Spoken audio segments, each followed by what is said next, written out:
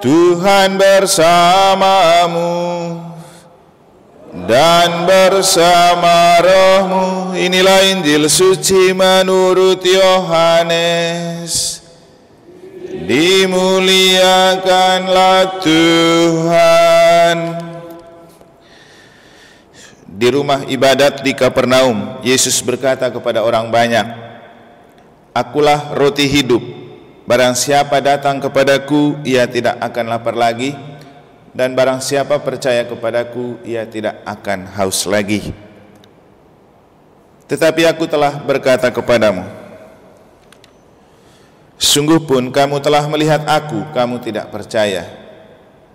Semua yang diberikan Bapa kepadaku akan datang kepadaku, dan barang siapa datang kepadaku, ia tidak akan kubuang. Sebab aku telah turun dari surga, bukan untuk melakukan kehendakku, tetapi untuk melakukan kehendak Dia yang telah mengutus aku. Dan inilah kehendak Dia yang telah mengutus aku, yaitu supaya dari semua yang telah diberikannya kepadaku, jangan ada yang hilang, tetapi supaya kubangkitkan pada akhir zaman. Sebab inilah kehendak Bapakku, yaitu supaya setiap orang yang melihat Anak dan percaya kepadanya beroleh hidup yang kekal, dan supaya aku membangkitkannya pada akhir zaman."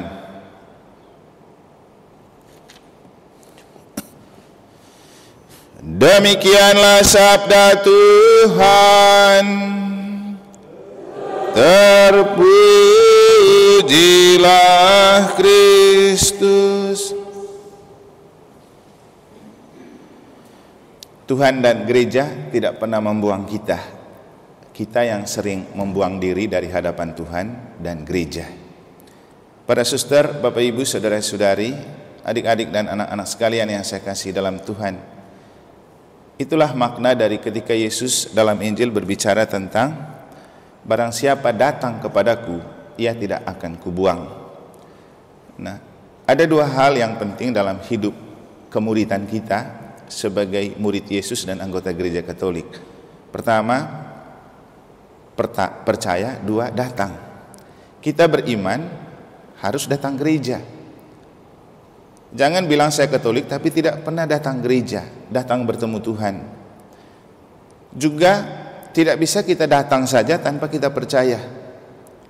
Jadi kalau sudah percaya, datanglah. Dan kalau datang, datanglah karena percaya. Jangan datang karena supaya orang lihat atau gengsi dengan orang.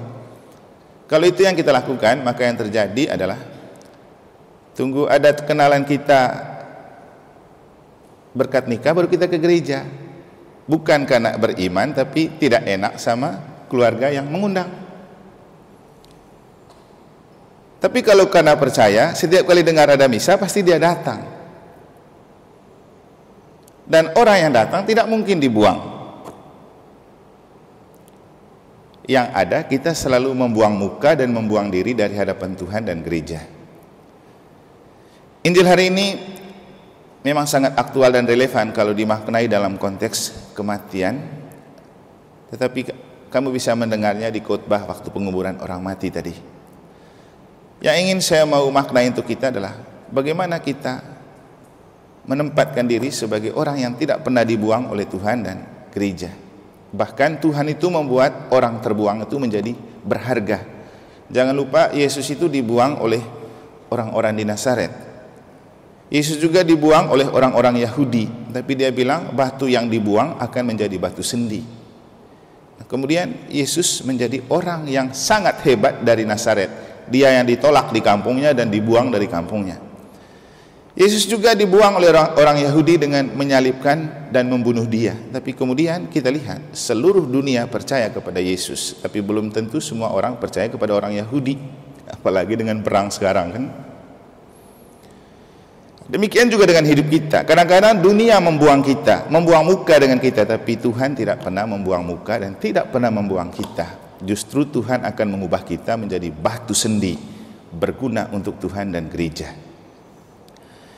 Tadi itu saya sebenarnya sangat tertarik ketika Johan mewakili keluarga berbicara tentang apa perasaan keluarga setelah mereka menemukan dan melihat ini orang tua yang jarang ke gereja, keluarganya juga jarang, dan tidak ada yang Katolik yang ada di negara. Tapi ketika orang tua ini meninggal, justru gereja yang pertama menjemput bola untuk melayani. Datang doa di kuburan, misa 2 kali. Lalu Johan bilang, saya tidak tahu mau bilang apa lagi. Terus ketika Om Beni memimpin ibadat beberapa malam lalu, dia tanya, apa pesan terakhir orang tua ini untuk keluarga? Tidak ada yang tahu. Kemudian Yohan coba menangkap dan memaknai perhatian gereja kepada ibu ini sebagai sebuah pesan untuk membangkitkan kesadaran penting itu gereja, penting itu ke gereja, penting itu berjalan bersama gereja. Kenapa tadi di refleksinya saya tulis gereja sinodal itu gereja yang berjalan bersama, bukan pada waktu kita mati saja, tapi waktu hidup lebih penting. Kenapa? Bapak Ibu, kalau kita lihat orang itu rame-rame datang berkumpul berjalan bersama kalau ada kematian. Coba lihat kalau misa orang mati pasti banyak orang datang, doa orang mati pasti banyak, tapi giliran misa tidak terlalu. Makanya dalam nada guyon kadang saya bilang memang lebih bagus lebih banyak kasih mati daripada hidup, supaya orang banyak datang. Atau kalau ada hajatan nikah banyak sekali, tapi kalau yang biasa-biasa sudah tidak lagi. Jadi kalau ada hajatan baru orang berjalan bersama. Padahal gereja itu kita berjalan bersama setiap hari. Jangan tunggu mati, waktu masih hidup kita berjalan bersama. Lalu saya menanggapi apa yang Yohan ungkapkan itu dengan mengatakan bahwa ya inilah kekuatan iman si almarhumah.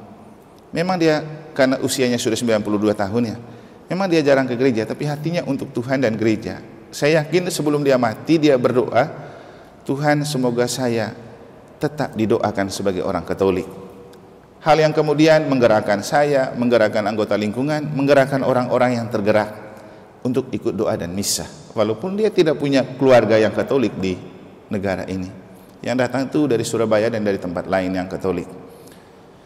Nah, untuk kita paling penting apa? Ya, bahkan keluarga pun bisa membuang kita, tapi Tuhan tidak. Gereja tidak.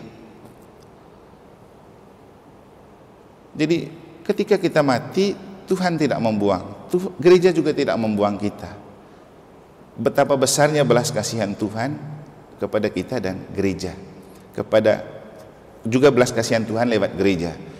Jadi berjalanlah selalu bersama gereja, hiduplah sebagai persekutuan gereja, jangan terus berjalan sendiri, dan jangan terlalu banyak habis waktu di kelompok arisan itu. Cobalah di KBG, di lingkungan. Coba lihat Bapak Ibu, saya tuh merasa tertarik tuh dengan lingkungan Santa Teresia, yang kalau ada hajatan selalu diberikan kepada lingkungan untuk bekerja. Itu betul-betul gereja sinodal. Walaupun kemudian gara-gara urus itu nikah, kemarin orang Teresia itu tidak banyak yang datang misa karena capek ya.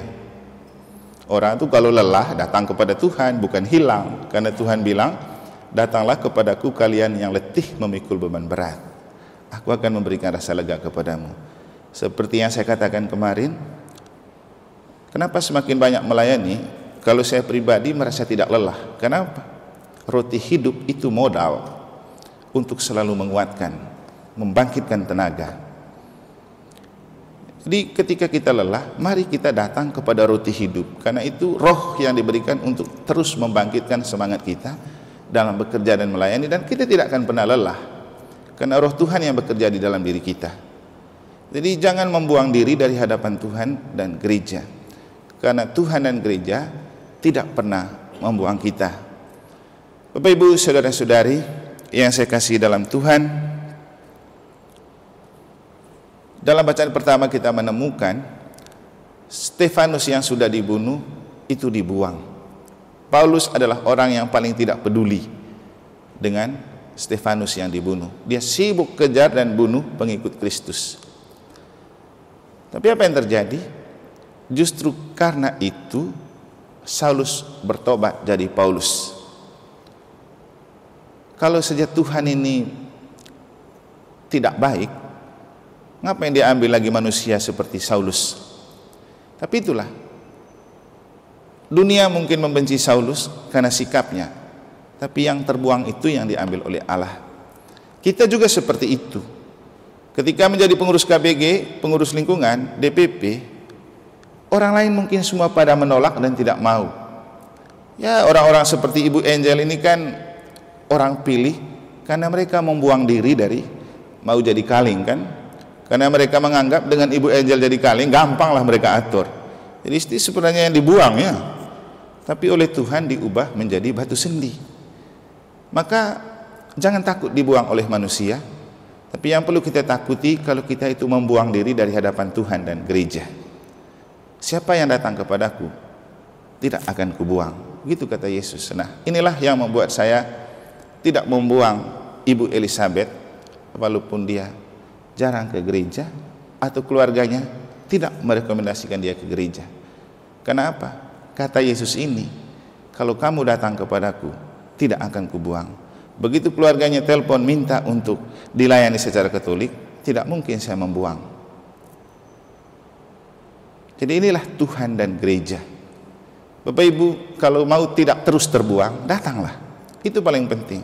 Dan percayalah, Yesus bilang, siapa yang datang kepadaku tidak akan lapar lagi, siapa yang percaya kepadaku tidak akan haus lagi, dan yang datang kepadaku tidak akan kubuang. Juga yang datang ke Romo Eman tidak mungkin dibuang. Semoga Tuhan memberkati.